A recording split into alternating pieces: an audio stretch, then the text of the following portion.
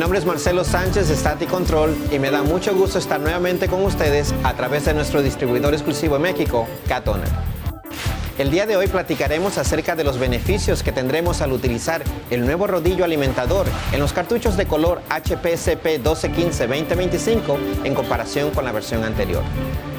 La primera versión del rodillo alimentador para estos modelos necesitaba de una herramienta para su instalación. La función de esta herramienta era desprender una pieza plástica que presionaba el rodillo alimentador y lo mantenía sujeto. Este paso era algo delicado que, de no hacerse debidamente, podía romper toda esta parte, provocando que el cartucho quedara inservible.